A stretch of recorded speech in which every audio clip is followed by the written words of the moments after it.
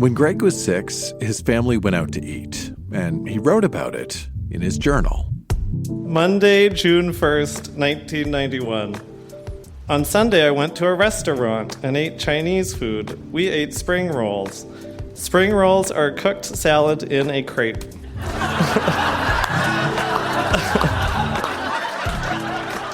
That's Greg reading from his school journal. I'm Dan Meisner, and this right now is Grown Ups Read Things They Wrote as Kids. How are you doing tonight? It's very, very, very nice to see you. This is a show where we go back in time to remember the good, the bad, and the awkward parts of growing up. This time recorded live at the Victoria Event Centre in Victoria, BC, we have Hunting for Hotties, an unauthorized sequel to a young adult novel from the 1960s, a fight with a monster, and much, much more. This stuff is weird, it is wonderful, and it can help us understand who we are today. So think about who you were when you were a kid, and stick around. When Marissa was 12, she and 2 of her friends wrote a poem, and they titled it Hottie Hunter. And when their parents discovered this, their parents threw it away. However, Marissa had memorized Hottie Hunter and not only transcribed the original poem in her journal, but also wrote about the experience. Please welcome to the Grown Ups Read Things They Wrote as Kids stage, Marissa. A quick heads up, Marissa's poem acknowledges the existence of private parts and slang words for private parts. There's your heads up. Live on stage in Victoria, here's Marissa. I don't have a boyfriend and never really have, unfortunately, although it's nice looking.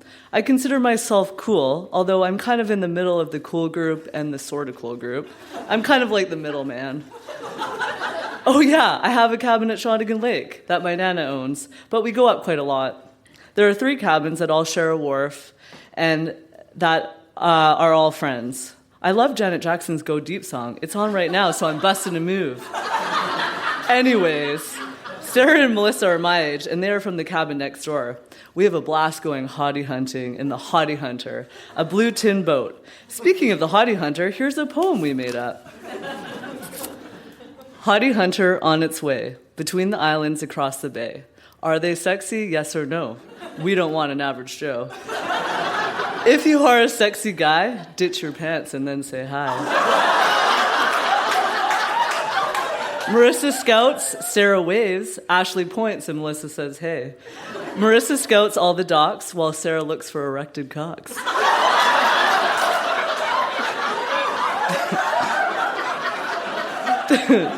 12-year-olds is what we learn. Melissa says go and does a U-turn. If you don't have a ski nautique, you better get lost because you're a geek. If it's tin but you are hot, you better have a damn big cock.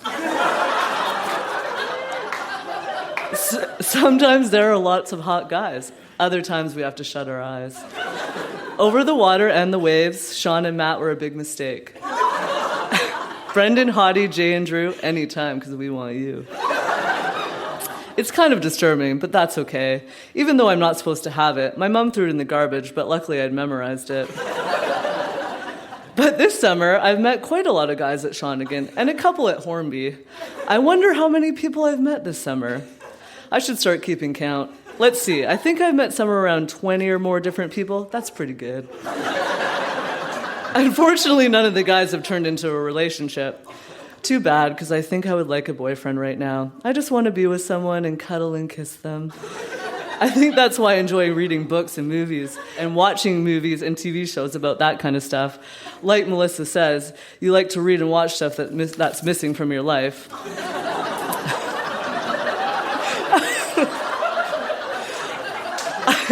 I know a couple of guys have liked me, but nothing's really happened. I've been seeing quite a lot of hot guys lately, though. Like at the mall yesterday, I saw the hottest guy with blonde gelled hair and really good clothes and a cute face. There's also this guy that works in Superstar. I've seen him a couple of times, and I think he's such a cutie. We kind of talked. Well, he said, "Can I help you with anything?" And I said, "No, thanks, I'm just looking." I guess that doesn't count, but I would really like to get to know him. He looks like he's really into sports, which is a good quality. Then there's my friend's brother. I think he's really sexy. He came in my house and recognized me from the mall, so I guess that's a start. Although I think it would be really weird if anything happened, which I doubt will because he's going to grade 12 and has totally different friends. It would be awkward. Then there's Kale. It's not like I like him or anything. He's my neighbor who's in grade 8, and he's a skater, and I think he likes me. I think he's really nice, but he's not exactly the hottest guy in the world. But oh well. And then I had an excerpt from a year later, and it says, "Well, this is really weird. It's probably been over a year since I touched this book, and I just read it. What the hell was I thinking? Man, am I weird. Thank you."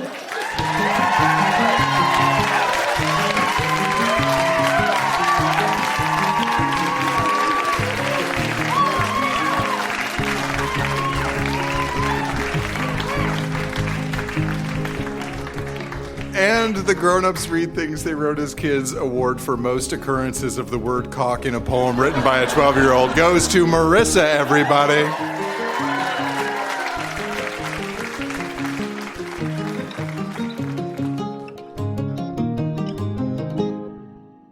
At the beginning of the show, we heard from Greg, who wrote about spring rolls in his school journal. And that wasn't the only thing Greg shared at our Victoria show. He also brought some more school writing, including a couple of journal entries written at 6 and a short story he wrote at 9, all about his younger brother. Live on stage, here's Greg. So I wrote this story about my 4-year-old little brother, Will, and he was kind of hyperactive. So the story is Will and the Monster. Once upon a Halloween night, there lived a boy named Will. He was 5 years old and lived in a town called Red Deer. Will had a very beautiful house and a beautiful family, but there was one thing he didn't like. Will hated going to bed. Every single night, Will made excuses like, "I need to go to the bathroom. I have to get something to drink. I'm hungry." And he cried, and it drove his parents half insane. So one night, his parents asked him what was the matter. "There is a monster in my room that keep on scaring me," said Will. "Maybe we can get you a scary mask so you can scare the monster away," said his mom. So the next day, Will and his mom went to the store and bought Will a mask. Will wasn't scared, because when he knew that when tonight he would scare the monster away. But the monster wasn't scared because he was already a monster. The next day, Will's dad said, "Do you want to sleep in another room so the monster won't scare you?" "Okay," said Will. But the monster saw Will go into the other room and he followed him. And Will started to cry. In the morning, Will's mom said, "You could try fighting him. I'll buy you some boxing gloves." "Okay," said Will. So they went to the store and bought some boxing gloves. "Tonight I'll have no trouble getting to sleep," said Will. But instead of the monster getting hurt, Will does. Will's mom and dad don't know what to do tonight. "I have a perfect idea," said Will. "When the monster comes tonight, I'll turn on my light, and all that will be left is a pile of bones." The end.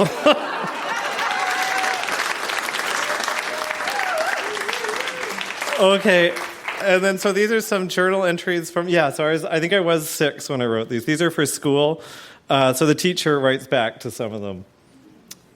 Wednesday, April 17th, 1991. On Tuesday, we went to Earl's. Will went under somebody else's table and spilt his coffee over him. I got a milkshake. Friday, September 13th, 1991. On Saturday night, my family and me will go out Chinese food. I hope I get spring rolls. My favorite kind of food is pizza. My favorite kind of topping on pizza is bologna and extra cheese. That was September 16th. September 25th, 1991, I went to my friend's house. I stayed for dinner. And then my teacher writes back, Greg, you must like eating. And I write back to her and say, I do you? Okay, and so this one is undated. On Friday night, I slept over at Ian's, and in the morning we had pancakes. On Sunday, I went to see Hook. I liked the part where they had the food fight. Then a final undated one. On Thursday, my mom is going to BC. When my mom is in BC, we are going to go to Arby's. Thanks.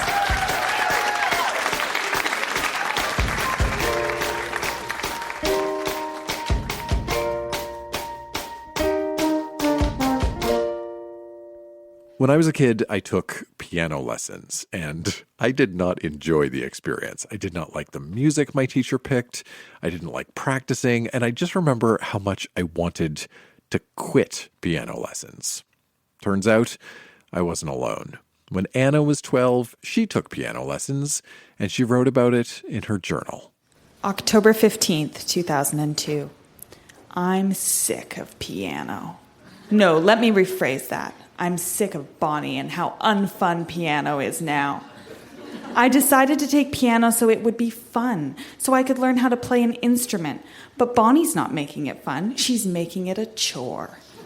I'm also dead afraid of taking the conservatory test. I don't want to take it at all.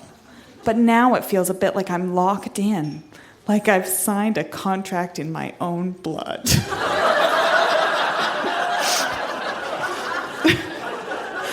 Also, she, I don't think, realizes that not everyone likes playing piano in front of other people.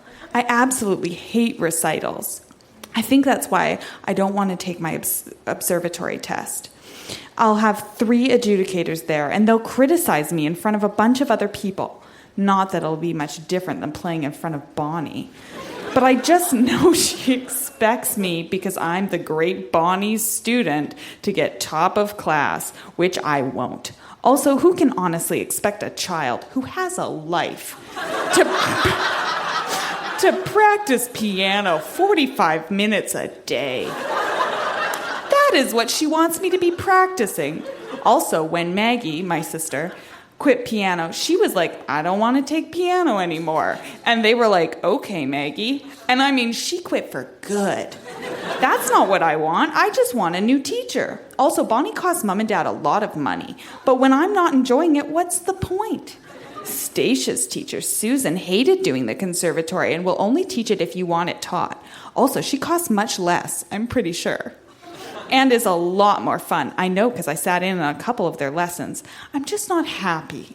And when Dad caught me crying, he, I think, knew/finally realized how much I want to change teachers. I said how I felt locked in with the conservatory thing, and he said that I wasn't locked in. He also said he'd talk to Mom and they'd see what they could do. I love that guy. P.S. I got him a table hockey thing for his birthday. P.P.S. Stacia got her period. P.P.P.S. Mom and Dad bought me a Disney piano book to make practicing funner a couple days ago, even though I've been complaining about it not being fun since school started. December 1st, 2002. Geez, Paul's been on the phone to his aunt for over an hour and 15 minutes. I like the guy, but I really need to phone Stacia. I finally found my purple pen. It was stuck behind my bed. Gotta go, Paul's off. December 1st, 2002, 11:24, 5 minutes later. Hello again. I just love writing in here. I'm going to write a list of good MSN names. Smiley, Smiley. Cats rock. Sugar and spice and everything nice. Stars and moons. Listen to your heart, even if it's broken.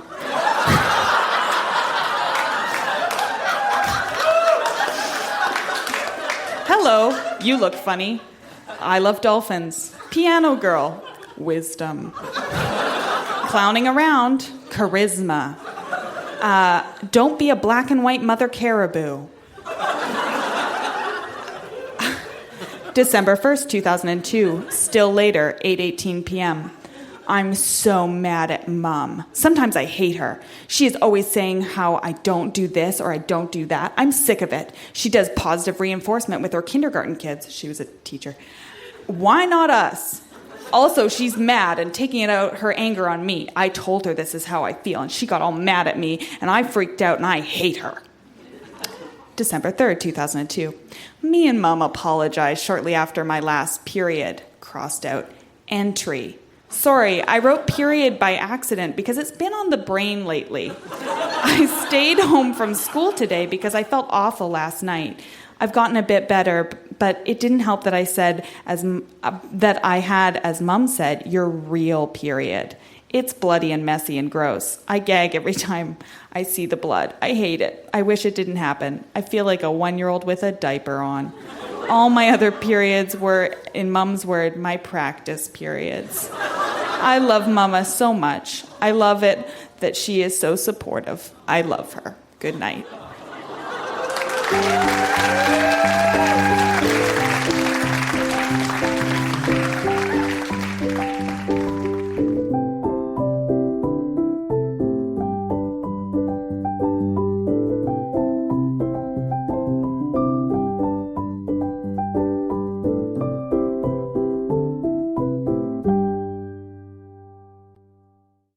One of the things I love about kid writing is how opinionated it can be, how impassioned.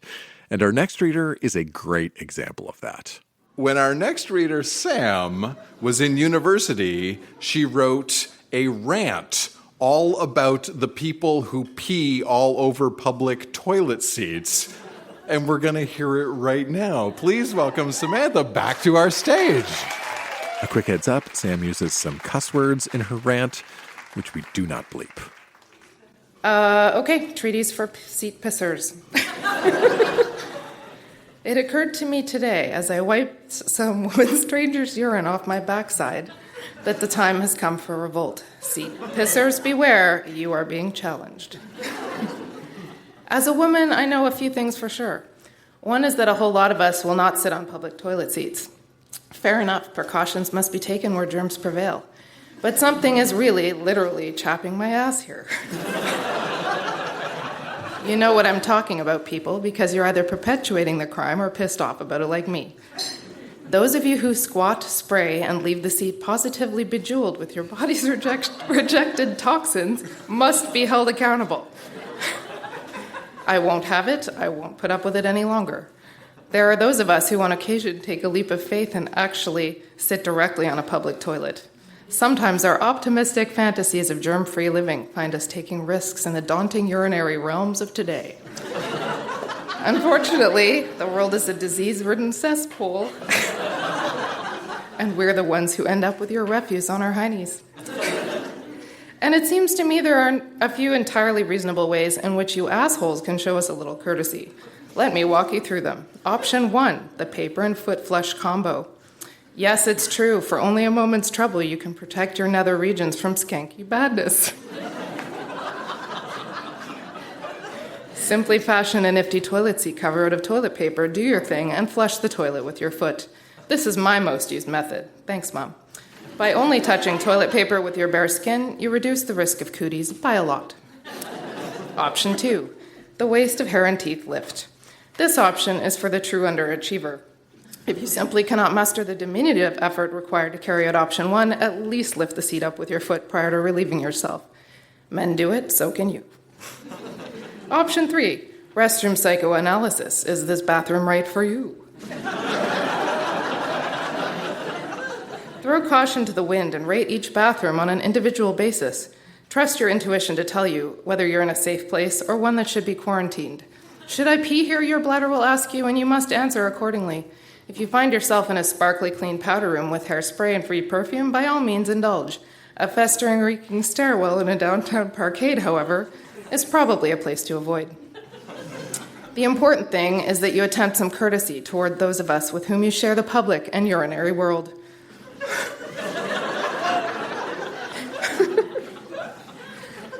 We're all disgusting, yes, it's true, and the world is a place full of repugnance and horror. But we can choose to carry ourselves through it with respect for those around us, can we not? Seat pissers, women of the spray, I implore you. We must make some attempt toward living harmoniously amongst one another. You must be terribly unhappy people. And I'm telling you, if you take the appropriate precautions, you will know there is respect out there for you. Wouldn't that be nice? Thank you.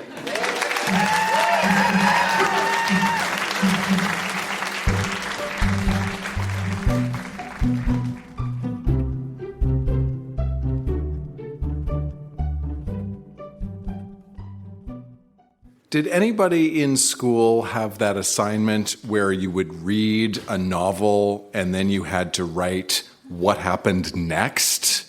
An additional chapter of your own design? Are you familiar with the kind of English assignment that I'm talking about? Okay. So when Jeni was 12 years old and in grade 6, she was given an assignment. She was to create chapter 20 for the 19-chapter novel The Grizzly by Annabel Johnson. If you are not familiar with The Grizzly by Annabel Johnson, it was a fairly dark novel, so we are about to hear an unauthorized sequel or extension to The Grizzly by Annabel Johnson, written by a 12-year-old. Please welcome Jeni to our stage. This probably goes without saying, but Jeni's reading does include spoilers for the novel The Grizzly, which was first published in 1964. So this novel was pretty dark. The protagonist's name was David. He's, I think, 11 or 12 years old. His parents long divorced, and his dad, who he hasn't had a lot of contact with, decides to take him on a camping trip where they get attacked by grizzlies.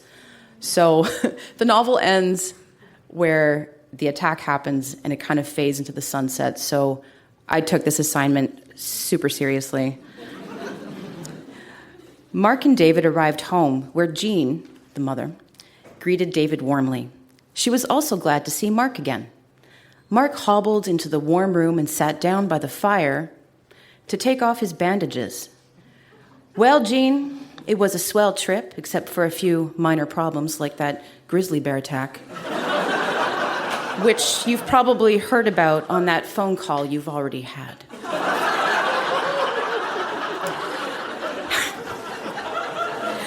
Mark, I've been thinking I would love for you to stay. I know you probably have other plans, but David needs a father.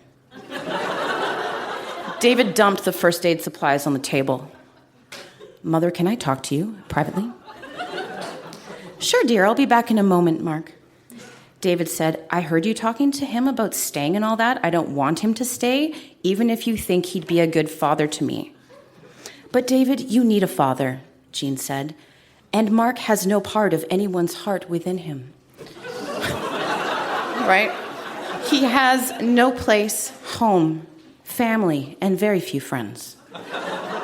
David felt like yelling out so the whole world could hear him. Finally, he gave in. Oh, all right, but only for a little while. The next day, Mark drove David to school. Okay, guy, have a good day. Maybe you'll make the baseball team this year. I doubt it. Well, bye, Mark. That day, in the middle of math class, an announcement was heard. It called for David to go to the office. When he got there, the principal said, David, I have some very bad news for you. Your mother just got instantly killed in a car accident. I'm very sorry. David was heartbroken. He had planned to take a lovely picnic in the park, just him and Mom. Now, it was ruined. David came home to find Mark waiting for him at the house door. There are other doors, guys. What's up, Mark? Said David.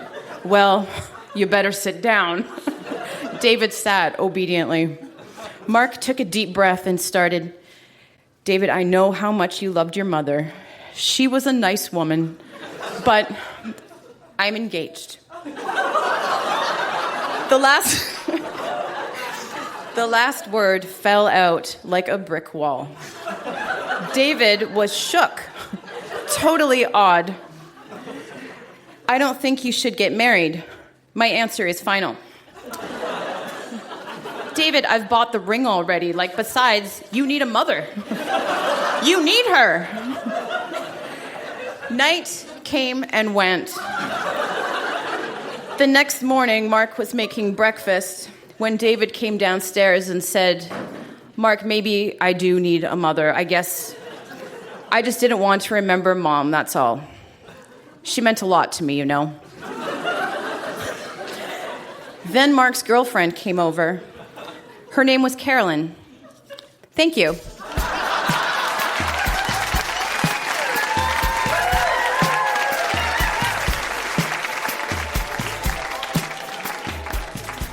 That was deeply weird and very entertaining, and I don't think anybody really needed to have read The Grizzly by Annabelle Johnson to enjoy that. Victoria, that has been Grown Ups Read Things They Wrote as Kids. Huge round of applause for all of our readers. So good. Thanks for coming to listen. Thank you to Billy for doing sound tonight. Thank you to everybody here at the Victoria Event Center. Thank you to my wife, Jenna. Thank you to me, Dan Meisner. Stick around, say hello, get home safe, then dig up your own kid writing. We'll see you soon, Victoria. Good night.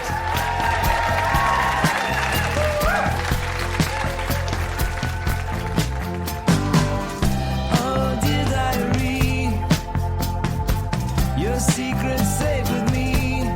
If you're found on the grounds of the school, I'll be dead.